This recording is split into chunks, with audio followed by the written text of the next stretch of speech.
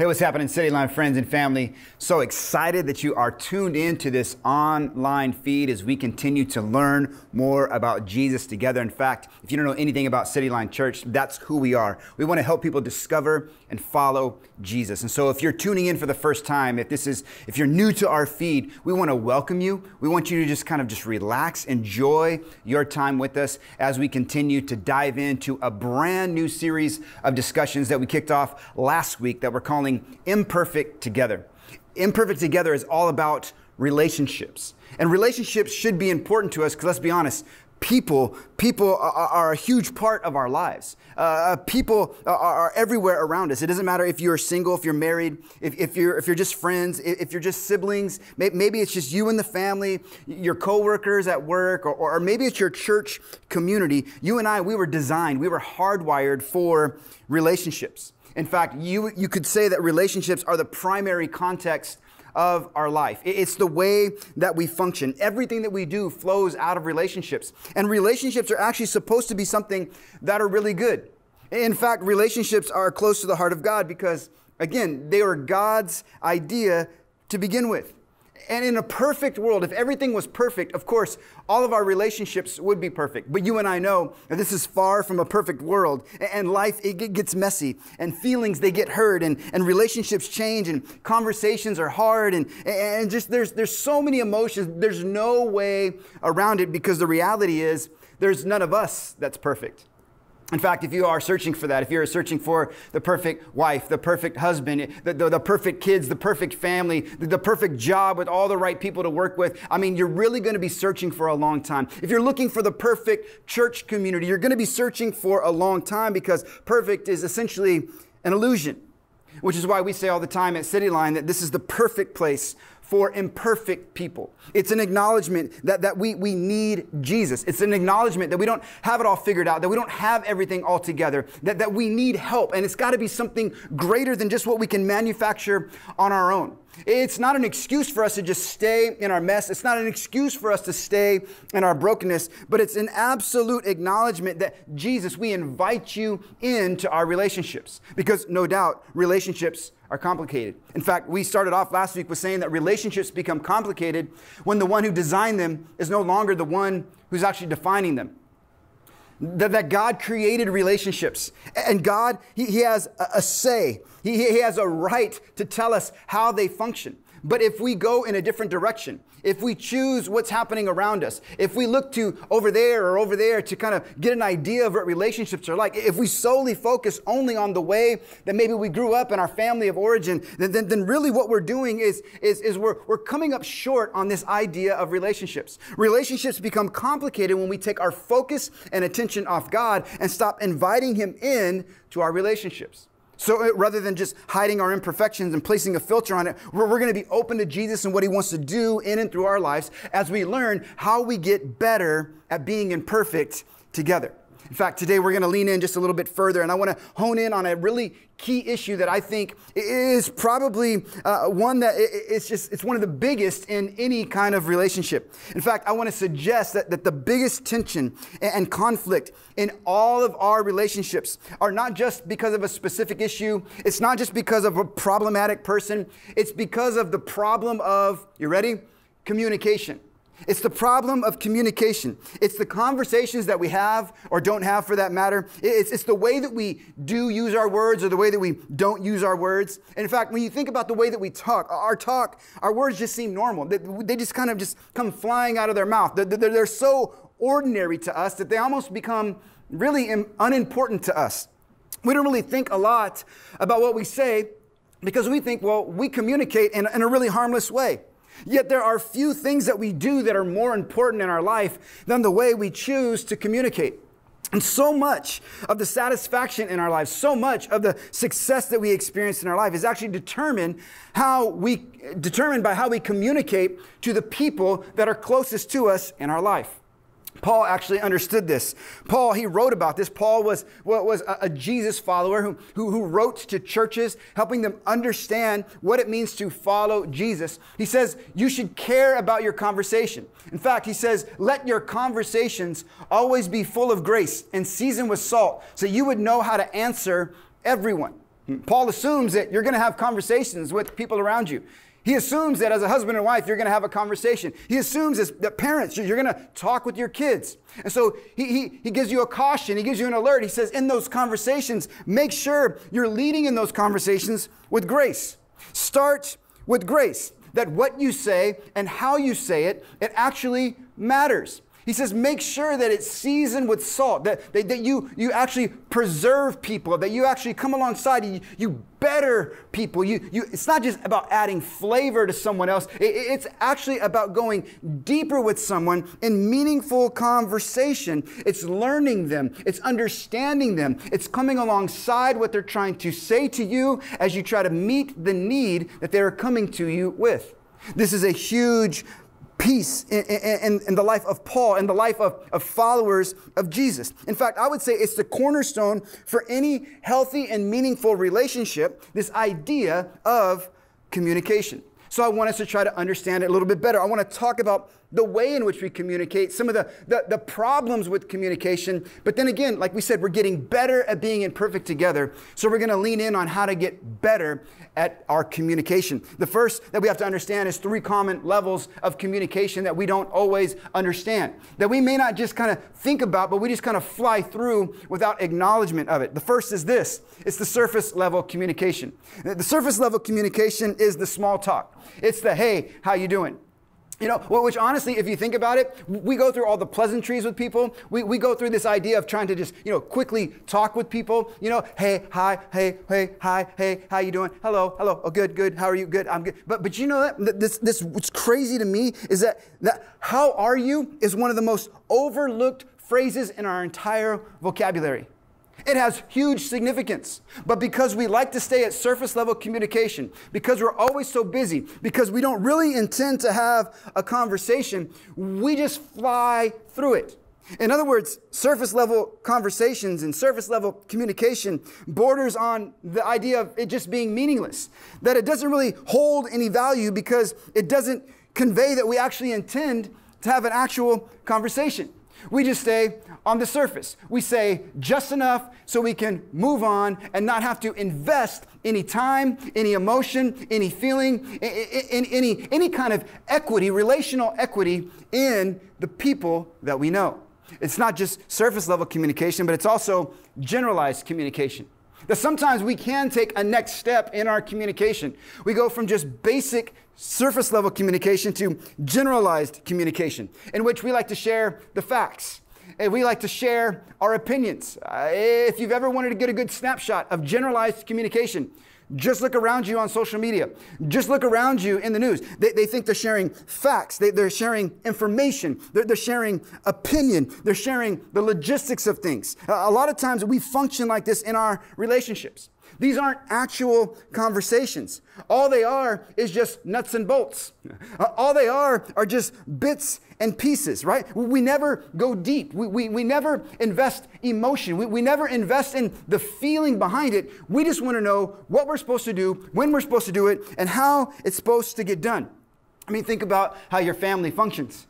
Isn't it true, parents, that when you talk to your kids, you just want to know, did you get your homework done? Did you do the things that I told you to do today? Right? Did you do this? Did you do that? You just want a list. You want information. You just want generalized communication. And even when you ask, how is your day? Do you stop to actually listen to how their day was?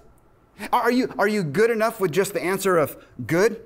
I mean, what about in our marriages, right? In our marriages, isn't it true that we got to get together and we've got to coordinate things? Right? It almost feels like the group project that you were in high school, where it's like they're responsible for their part, you're responsible for your part. So we're going to connect together and talk and make sure you did your assignment and I did my assignment, and then hopefully that it's all going to come together. It's just generalized conversation that we really don't understand each other. We really don't know more about each other. We really aren't connecting with one another. We're just sharing information with one another. Now, what's interesting is that when you look at the majority of people's relational life, I would say that about 85% of relationships, in fact, most researchers would say the same thing, about 85% of relationships tend to function somewhere between the surface and generalized communication levels. They never move forward. And because they never move forward, communication in relationships become deficient. True communication in relationships is absent. I want to encourage you. There's a deeper level that we can arrive at when we're trying to communicate with one another, especially those that are most significant to us. And that's meaningful communication. Now, meaningful communication is different than surface level communication and generalized communication because we get beyond all the surface level stuff. We get beyond all the factual information stuff, and we actually start expressing our needs. We actually start expressing what we feel. We actually begin to connect with one another. In other words, we've done the hard work of creating a safe space in our relationships where we can now share with one another what we're really thinking and what we're really feeling. You're probably thinking through that. You're like, wow, that seems deep. You know, like I wish I could have more of that. You know what that would require? That would require us being a lot more transparent. To have meaningful, deep conversations would require us to lean in with a bit of vulnerability. This idea of transparency and vulnerability that would ultimately lead to some emotional connection. That we understand the person that we're trying to talk to. That they somehow understand us. That we're choosing to sit in this thing together. We're having a conversation. To which I know some of you are thinking about, you're like, man, just trying to understand that and see that, like it just feels awkward. I mean, like uncomfortable. Just the word transparency, right? It just feels awkward. Just the word vulnerability, that feels awkward. You know, but understand this. Anytime you choose to share what you feel, right? Anytime you begin to talk about who you are and what's going on with you, what you need to know is that it's always going to feel a little risky. But to have meaningful relationships, it requires meaningful conversations. Yes, talking about feelings can get weird, it can get strange, but you have to acknowledge it's so important in our relationships. Time and time again, I can't tell you how many times when I have the opportunity to sit down with couples, one of the things you learn about people who have been married for any length of time, they have a deep desire that their spouse would just share more about what they're feeling, that they would share more about what they are thinking, about what they were going through in their life. It's as if they're like, hey, I wish you would just let me in. I wish you would just tell me more. Sometimes it's the same for parents. Parents, they're trying to connect with their kids and they just wish that their kids would just let them in. You know, the kids go through the years where it's like, first they love you as a parent, and then they're not so sure that they love you as a parent as they get older, and then they're back to loving you again, you know, when they finally realize that, you know, like, wow, there's real responsibilities that have to happen as you get older. I mean, you know, it's interesting, isn't it? But all the while, we're trying to learn each other. We want to grow in our conversation with each other. And feelings get tricky. I get it. But understand this. Feelings aren't always right, but they're always real. They're always real. It's what you are feeling, and those things should be communicated. Now, let me ask you this for a second. When you think about your closest relationships, you know, whether it's if you are a spouse, or if you are a parent, or if you're a child, or if you're a friend, or you're in a dating relationship, maybe it's with your coworkers. Can you truly say that you communicate at a level with them that you understand who they are and what they feel? Do you communicate at a level with them that you recognize their needs and they truly know yours? I mean, this is a question that we should be thinking through as it relates to how well we're communicating with one another. Because when it comes to our relationships, the best thing that you and I can do is to learn how to effectively communicate. But the problem that most you and I have, I think, was said very well by the English playwright George Bernard Shaw when he said that the single biggest problem in communication is the illusion that it's actually taking place. See, because oftentimes we stay at surface level, and oftentimes we stay at a generalized level, and we've never been given the tools and skills to actually lean into meaningful communication. We just think that because words have come out of our mouth, we just think because something was actually said that somehow equals communication. That I said what I said, and you said what you said, and we said okay, and then we just went about our way. Like, no. He says that's an illusion that communication has actually taken place. And you know what the result is? You probably know this because you've experienced at one time or another that a breakdown in communication usually leads to a breakdown in relationships. That's where it goes. That if we're not communicating effectively, if we're not communicating properly, if we're not willing to lean in and go deeper and have meaningful communication with one another, we'll find that much of our relational mishaps are because of miscommunication. The absence of communication. Or it's maybe it's not just the absence of communication, but it's the words that we say. It's how we say them, when we say them, and who we're saying them to that tend to put cracks in the relationship. See, when you engage Scripture, you see that God, He has a lot to say about the things that we say. I mean, God, He thinks words are important. And if you and I, if we're going to allow God to work in us, allow God to transform us to be different so that we can begin to communicate better, so that we can begin to connect with one another at a deeper level, then we're going to have to identify some of the existing barriers that you and I often miss that cause us to believe that communication may have already happened. But really what we're discovering is there's a serious breakdown. In other words, what makes communication so difficult? If we understand there's different levels of communication, if we understand that we can misunderstand exactly how to communicate, well, what makes it so difficult? I think we do things sometimes, maybe just because it's been role modeled for us, or maybe we think, well, because it's based on our personality, or maybe we just feel like it's what we need to do in this moment to somehow protect us. We respond in certain ways to people in our life that actually makes communication much more difficult. I want to identify some of those so that as we work through those things, I want to say, maybe it is a part of your personality, and maybe it is what you have learned. Maybe it's what's been role modeled for you. But here's what we know. If we can identify what makes it difficult, we can bring those difficulties to God, and we can ask God to bring change, that we can get better at communicating together. The first is this: what makes communication so difficult is when there's a refusal and or withdrawal. There's a refusal and or withdrawal. In other words, a refusal is simply the unwillingness to get into and actually stay with an important discussion. It's the willingness to actually kind of sit into this. Instead, we push back and say, you know what, I don't want to talk about it. I'm just going to avoid it. I'm going to just take this whole thing off the table. We're not going to talk about it. We're just going to stuff it. Now, what I'm not saying is that sometimes because you're frustrated that you might need a timeout, or you might need to think through it, or you can't talk about it right now in this moment because you don't want to say something wrong. I'm not saying that. What I'm saying is you go beyond that. You say, I refuse to talk about it. And because I refuse to talk about it, what I'm saying is that this makes me uncomfortable, so I'm choosing to take it off the table. Or what we tend to say is we choose to just sweep it under the rug. Now, let me ask, how dirty is it under your rug today? If you were to pull the rug back on your relational life, what would we actually find there? Will we find weeks and weeks, or maybe months and months, or years and years of stuff that we continue to push away? Or will we find ourselves leaning in? See, sometimes we have to recognize that the refusal is what makes this idea of communication so difficult. If it's not refusal, then sometimes it's withdrawal. Withdrawal causes drama in a relationship. It's where we choose to physically withdraw. How do you choose to physically withdraw? Well, it might be things like during the conversation, you just get quiet. You just choose not to say anything. You tend to look away. You suddenly become disengaged, or you quickly just kind of concede just so you can end the conversation. Just so you can say, yeah, you're right, I was wrong, okay, let's move on. But yet there's no real intention of actually following through.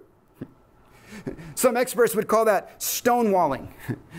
We have common terms that we would use maybe throughout our relationships, especially if you're married and you're watching today. You would just say, it's the silent treatment. You've been there before, right? You know what that's like. It's the silent treatment. You don't talk to me, I'm not going to talk to you. You go to bed later that night, you can't even get close together, right? It's almost like there's a competition going on. You can't even touch each other because whoever touches first, you lose, right? It's this idea of just saying, you know what, I'm not going to do this right now or ever. Now recognize your reluctance, though. Your reluctance or your avoidance to have those conversations, it's only further damaging the chance and potential of restoration in the relationship.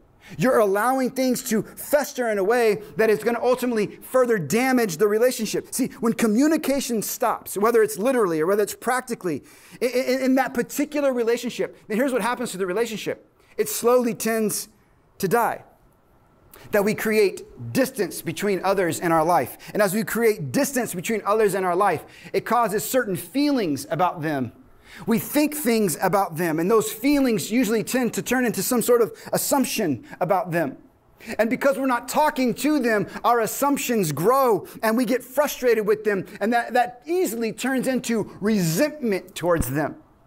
We no longer want anything to do with them. We don't want to have just a relationship. We don't even want to talk to them. We don't care if we see them anymore, because by the time we actually have realized what's going on, usually bitterness has already set in. And when we become bitter towards one another, then here's what usually happens. We tend to say, I'm done with you. I'm done with you. I can move on. I can walk out. I can move away from this because we honestly don't have a relationship anymore. It's this idea of refusal and withdrawal. Another thing that tends to pop up in relationships that makes communication difficult is criticism and contempt. Criticism and contempt. Now, sometimes you have to understand is that talking isn't the issue. Talking isn't the issue, but like I said, how you say things and what you say is actually the issue. Understand that criticizing a friend or your kids or your spouse, it's a lot different than offering a critique or maybe some constructive feedback or maybe even voicing a complaint to them. When you choose to criticize someone, it's an outright attack on their character. I mean, think about it. Maybe you've seen this play out in any one of your relationships. You know, it's kind of like I remember, as kids growing up, your parents have certain expectations. My parents, one of their expectations was you need to be home before the street lights come on. That was just it. Like, be home before the street lights come on. And this was before cell phones, right? I couldn't text them and tell them that I was going to be late. It's like I had to make sure that they expected me to be home. But then as you get older and you get in your own relationships, you start to create those similar dynamics where you just want to know about the people that you care about, right? If you have a spouse or if you have kids, you just want to know where they're going to be. And you expect them to let you know if they're going to be running late. We'll see a complaint or constructive feedback would say, I was worried when you weren't coming home on time. I was worried when the time you said you were going to be home, you weren't home, and you didn't call me because I thought that was our agreement. I thought that's what we said that we were actually going to do. But you know what criticism says? Criticism says, you know what? You never ever think about how your actions affect everybody else. Criticism says, you know what? You always say, oh, I'm sorry, I forgot. You know what I mean? But here's what I'm starting to think about you. You're really just too selfish, and you never ever think about anybody else but yourself. You see the difference? It's criticism. Now, criticism happens a lot, I would say, in a variety of different forms in lots of different relationships. But one thing that is super concerning is when criticism easily turns into contempt, which means it goes far beyond criticism. It's where we begin to communicate with contempt is usually when we are trying to be intentionally mean. We're trying to be intentionally hurtful. We're doing it out of our own hurt. We're doing it out of our own pain. We're doing it out of trying to defend ourselves somehow. But it's treating others with outright disrespect. We tend to mock them. We tend to use sarcasm, ridicule. We call them names. We mimic them. We use body language such as like eye roll or scoffing, right? Or what we call the flat tire. Psh, psh. Anybody done the flat tire before? Psh, right? They're trying to communicate to you, and you just give them a psh, right? As if they're supposed to know what that means. They're supposed to know your discontent, right? That you are treating them with contempt. Now, I get it. Some of you are like, for real, Jack? Are you sure? Because I just listened to everything you said about contempt, and it's like, that's just kind of the way that we roll in our relationship. I mean, we're sarcastic with each other. Like we say all these things to each other. We even got names for each other. And you know what? At the end of the day, they know that we don't really mean it. You know what I mean? I'm not being mean by it. Here's what I would like to suggest. I would like to suggest that, you know what? You can downplay contempt and criticism if you want, but what you can't do is you can't undo the unseen impact that it has on the people that you love. I know. In the moment you think, well, we got an agreement. I think this is just the way that we do it. I mean, I totally get it. But it does have a lasting effect, whether you believe it or not. It's criticism and contempt, and it makes communication difficult. Another thing that makes communication difficult is the ease of escalation. The ease of escalation. That we tend to get into our communications with one another, and we're literally afraid, first off, to actually have the conversation because we don't want to tick another person off. We're afraid to have the conversation because, well, you know, if this doesn't go well, or if they're offended, or if they get hurt, then I don't know what they'll do. I don't know if they're going to, you know, get mad and leave. I don't know if they're just going to kind of like fly off the handle, you know, or for some reason you're just like, you know, I think I don't want to create an unsafe environment. Here's what I would say. I would say that if you're in relationships where you legitimately feel like there's a potential of unsafe environments that are being created just by you choosing to have a conversation, I would encourage you that maybe those relationships require a bit more evaluation. That maybe those relationships require you thinking through that relationship as a whole, if that relationship really is the best relationship for you. But I would say most of the time, a lot of the times, right? Really what we're experiencing about the ease of escalation is our own internal fears. It's our own baggage. It's our own made up scenarios. It's our own assumptions that are coming into play that, understand, leads us into a defensive posture. We take a defensive posture with the people that are closest to us so that here's what happens. We don't just talk to each other. We don't just speak to each other. We get loud with each other, right? Some of you try to, you know, smooth it out and say, well, it's really passionate, spirited discussions. You know, like that's what we do. Call it what you want to call it, but we know that it gets loud quickly. It escalates fast. The volume of your words increase because here's what's happening. When your volume of your words are subtly increasing, what you're doing is you're really not communicating. What that means is that you're actually fighting to stick up for yourself because you're trying to prove your point.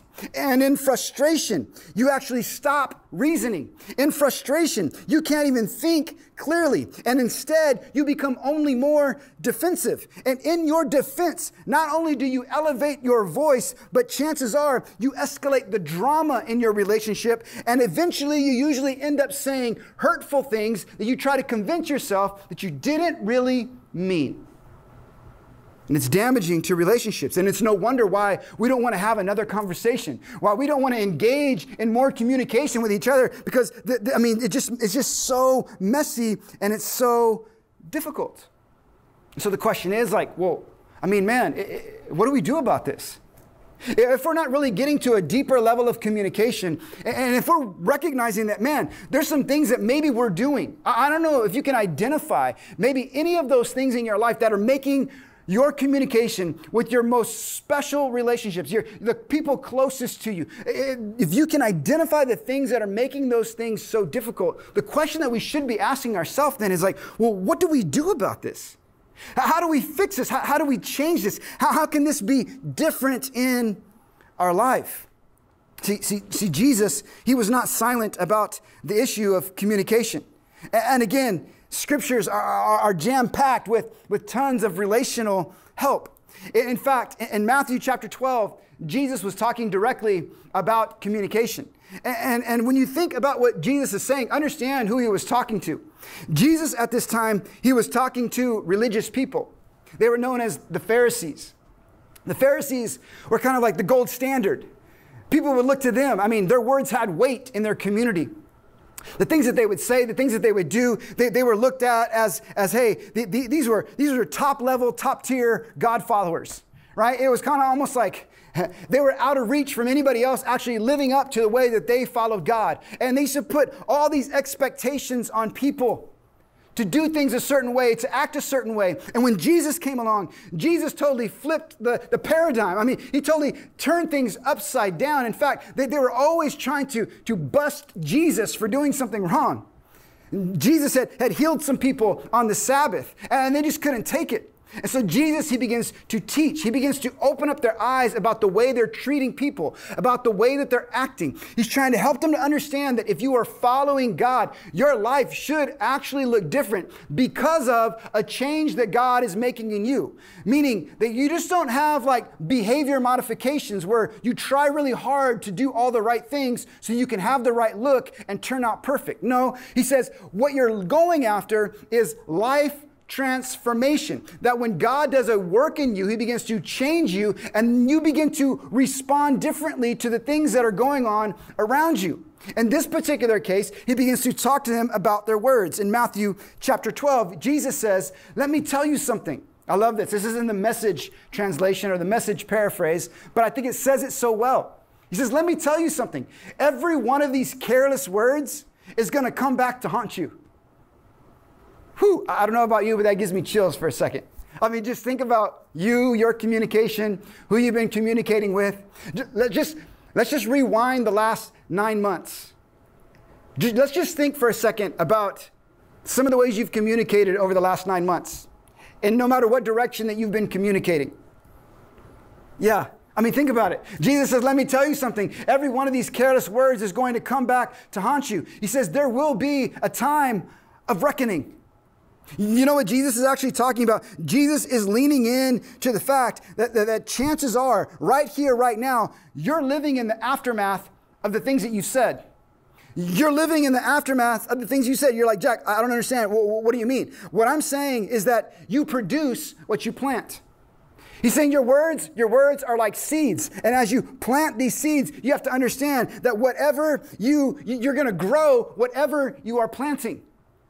If you continue toxic words, you're going to continue to experience toxic activity. If you continue negative thinking and negative words, you're going to continue to experience negative thinking, negative experiences. It goes on and on and on. And he says, listen to me, understand something. Words are powerful. He says, take them seriously. Don't just kind of just throw them out there. Don't just be absent-minded with them. Don't just kind of act like they don't really matter. And they know what I really mean. No, he says, no, take them seriously because words can, listen, be your salvation or words can also be your damnation. He says words can be your salvation or they can be your damnation. I think another way that you can say that when it comes to our words and the way that we communicate is that relationships grow where healthy communication flows. Our relationships grow where healthy communication flows.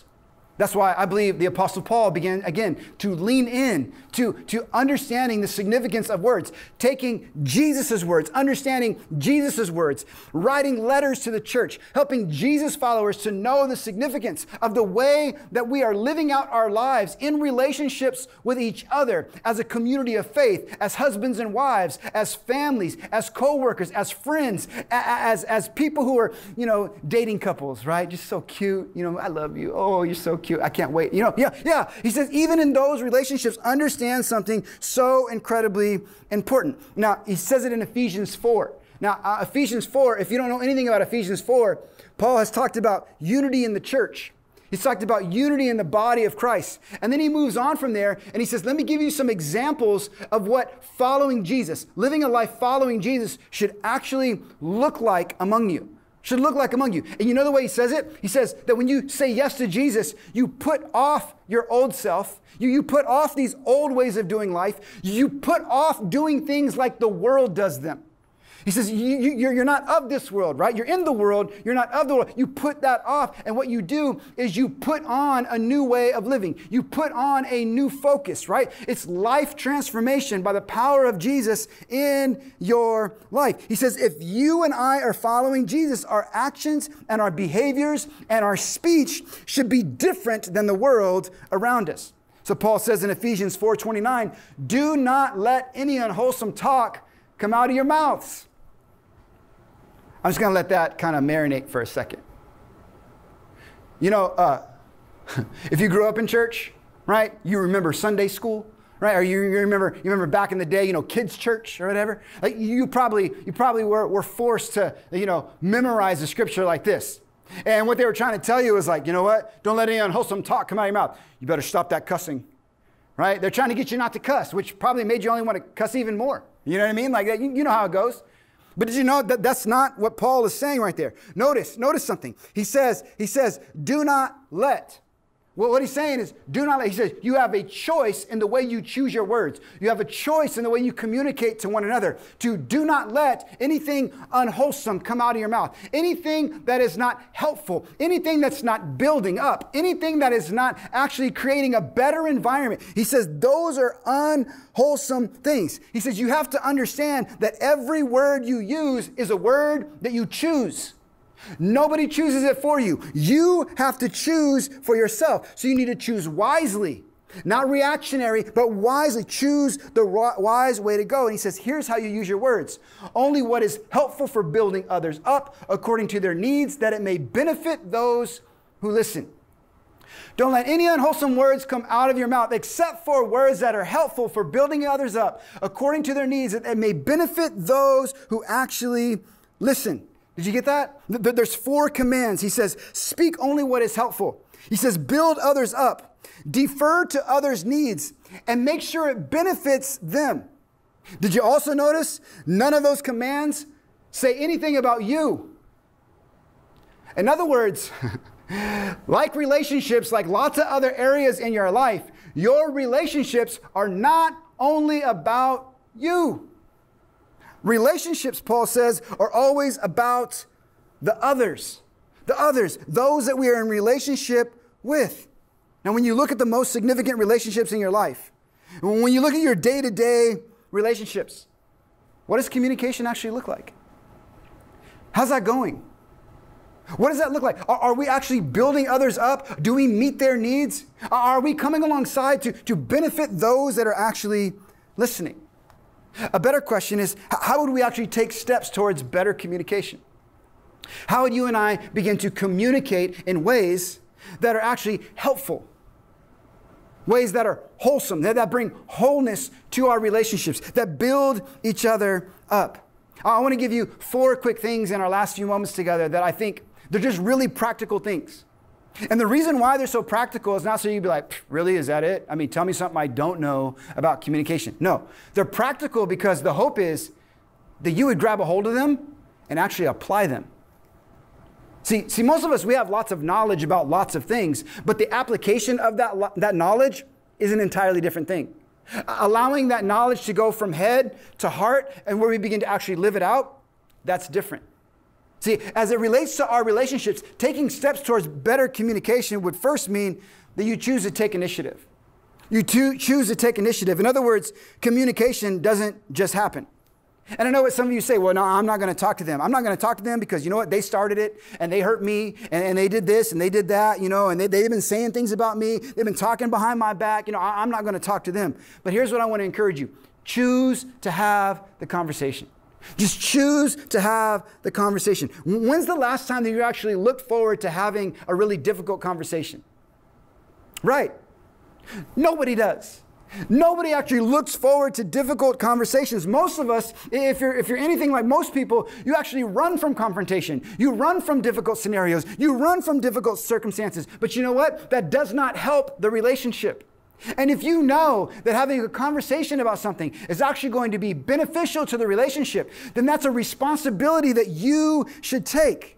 A responsibility to reach out and to have the conversation. In fact, James, the brother of Jesus, he says this in James 4:17. He says, remember, it's a sin to know what you ought to do and then not do it.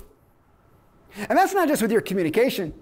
That's just the way that you're living your life and following Jesus. If Jesus is calling you to something, if Jesus has put it on your heart, if you know that this is the next right step as you continue to follow Jesus, he says you got to know that that's your responsibility that God has placed on your life as you live out this relationship. It's only going to help better the relationship at the end of the day if you take initiative to have the conversation. See, misunderstandings can be avoided and great things can be accomplished when there is open communication. Not only do we take the initiative, but we are fully engaged. Be fully engaged in your conversations with other people. This is so incredibly important. I don't know if you know this or not, but a huge part of communication, at least a significant piece, is not just talking with words, but choosing to listen with your ears. That you choose to listen to others. That sometimes we don't hear the other person because we're too busy preparing our response. Or we're too busy thinking about something else. Or we're too busy getting ready to craft our rebuttal in defense of whatever you think they're going to say about you. Here's my encouragement. Listen intently. Listen for understanding, not just so you can formulate your response. Proverbs 18:2 says that fools find no pleasure in understanding, but delight in airing their own opinions. Again, I don't want to be too harsh about this, but if you want to see some crazy, foolish things, just look at your culture. Just look at the world around you. Just look at people who they don't want understanding. They really don't want understanding. They don't want to arrive at a conclusion. They don't want to work together. All they want to do is go somewhere where they're going to find somebody that is going to tell them what they already think they know to be true. They just want to continue to air their opinions and to share their opinions about everything, but they don't want to do the hard work of coming to some sort of resolution about what does this mean for us moving forward together. Which I love the wisdom of Solomon, where he says you have to understand this, that fools only take pleasure in that. But you know what? We're better than that. That we can lean in, that as a follower of Jesus, there's more to what we can do. So he says, choose to be present in your relationship. A basic need for anyone in any relationship is not to simply prove their point, but it's actually to be heard. How do you hear people out? You choose to be present in your relationship, meaning you clear the distractions. That sometimes it means you got to put down your cell phone. You ever have one of those conversations where you're pouring out your heart and somebody's like, yep. And then you just go silent because you asked them a question and they missed it. Yeah, clear the distraction. Maybe that means you have to turn the TV off. Maybe that means you have to step away from something so it can be just you two so that you can really kind of hone in. You know what? You know a great way to connect with people? Eye contact. You know one of the most difficult conversations to have is someone who won't look at you in the eye. Whether it's them trying to talk to you and they're looking down, or whether it's you not paying attention to them. Choose to connect. Choose to be fully present. And I believe that you will see the communication in your relationships begin to get better. Not only that, here's one thing I would love to encourage everybody, especially in this season. Choose honesty and clarity over confusing cover-ups. Choose honesty and clarity over confusing cover-ups. Effectively expressing yourself is incredibly important. And honesty is key for that. Most of us have the tendency, though, to avoid truth-telling in our relationships for any number of reasons. That relationships or a community, though, without truth, understand me, is artificial. It's fake. If we can't be honest and truthful with each other, then we really don't have a relationship. And we often do way more damage when we are not honest than if we were just to be honest up front about what we were feeling, what we were thinking, or about our intentions and our plans. You don't have to fake it. You don't have to be unclear. You don't have to kind of muddy things up and make it confusing to where people walk away from the conversation like, I don't know. I don't get it. I don't know that I understand. Instead, we can lean into what Paul suggests, and he says in Ephesians 4:15, instead, we can speak the truth in love. We can speak the truth in love. It's not that we just air out whatever we want and we're just mean and we're hurtful. We're just, no. We want to communicate with grace and truth. We want to communicate in love. And he says, and when you do, you'll grow to become in every respect the mature body of him who is the head, which is Christ. In other words, he says, when you learn this, how to communicate better, it's not only better in your relationships, but you know what it does? It actually shows the love of Jesus Christ to everybody around you. That your communication becomes so different and so uncommon to what everybody else is doing around you that actually you begin to mature as part of the body of Christ. You begin to grow in your relationship with God, and your relationships get better. See, it's so incredibly important because strong relationships are built on the foundation of being able to talk through anything. Of being able to talk through even the most difficult things. No matter the issue, no matter the stress, our relationships can get better, but only if we're willing to be open and honest and lead, being absolutely clear with what we think and what we feel. And lastly, I think we need this. We need to make a commitment to build up instead of tear down. That we make a commitment to build up instead of tear down. That you and I, we're a product of the words that we have said. We're also a product of the words that have been spoken to us. Some of you know what that's like. Some of you still remember the stinging words that somebody said to you when you were growing up. Some of you still remember the words that your parents spoke to you when for whatever reason they didn't have confidence in you, or they said that you couldn't do it. Or maybe some of you still have the sting of past relationships where people just were negative towards you and never promoted you and never really kind of believed in anything that you could actually do. See, it only goes to prove what Scripture says, that in Proverbs 18:21, that the power of life and death is in the tongue. In the tongue. The words that we say are so incredibly important. So again, 1 Thessalonians 5:11 says, so encourage each other and build each other up, just as you are already doing. That when we speak with the realization that God has given us words, and these words carry significance, that our words, they actually do carry weight, that our words are there to build up and not to tear down. We have a choice, though. We can build up or we can choose to tear down. And Paul says, I'm encouraging you. Please build each other up. Encourage one another.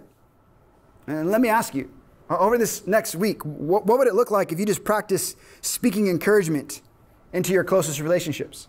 Speaking encouragement over your kids, speaking encouragement over your spouse, speaking encouragement over your friends. Instead of just focusing on everything that they do wrong, instead of just nitpicking at all their faults and everything you're frustrated with them, what if you begin to just treat them differently? See, I believe that you would begin to see a difference in your relationships when you begin to speak life, when you begin to plant good seeds of hope, of confidence, of encouragement. And I know you're sitting here thinking, you're like, well, I mean, that's all good. And yeah, those are all pretty practical. So what are you saying? That if I put these things into practice, then this is going to guarantee incredible communication in our relationships? And my answer, no. Why? Because communication is an ongoing work in progress. Communication is an ongoing work in progress. In fact, James 3, he says this, the brother of Jesus, he said it only takes a spark, remember, to set off a forest fire. A careless or wrongly placed word out of your mouth can do just that. He goes on, he said, by our speech, we can ruin the world, turn harmony to chaos, throw mud on a reputation, send the whole world up in smoke, and then go up in smoke with it. Again, he says you have a choice. You have a choice. Jesus, he calls our attention to the way that we communicate. He calls our attention to the words that we say. And I think the biggest thing that we have to understand is that we cannot do this on our own. We cannot do this by ourselves. We cannot accomplish better communication on our own.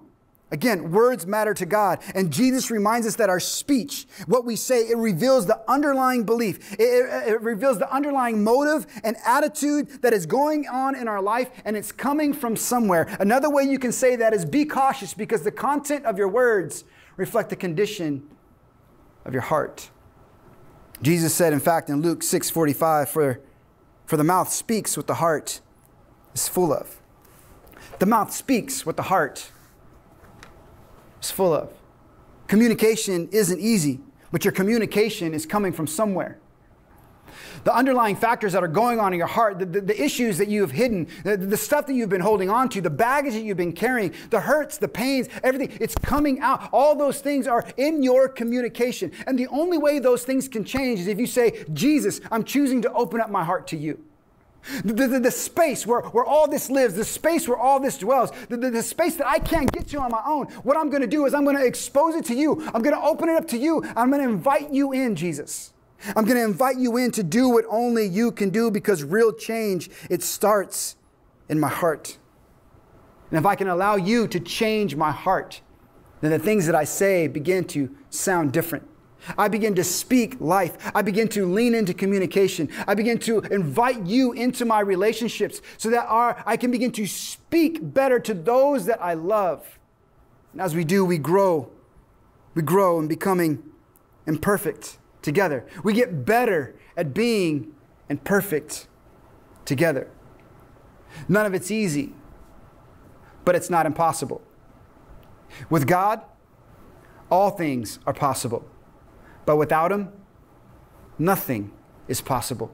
And my encouragement to you is to choose Jesus today. God, I thank you so much for your love. I thank you for your grace. I thank you that you are with us. You care for us. God, I thank you, God, that you are working and moving in our lives, God, that with all of our relational issues, God, with all of the relational dynamics, with all of the communication that just seems so hard and so difficult and toxic at times, God, we believe that you are working in it. God, you are turning things around, God, that as we come to you and we open up our lives to you, God, as we come to you, God, and we say, God, we need you to work in our heart. God, this is not about others and what they're saying and what they're doing. What we're saying, God, is we want you to do something special in our lives. That you begin to transform us to be more like you. That we would respond in a Christ-like way, God. That we would say things, God, that are honoring, God. Things that are life-giving, Lord. That we would respect one another. God, would you do an incredible work in and through our relationships, God? Lord, we need you, God, to get a hold of our mouth, God, to change our words, God, to change the attitude in which we are going about life. God, would you do an incredible work in our heart? And God, would our relationships continue to grow and thrive because of your power at work in them? We thank you for that. In Jesus' name, amen.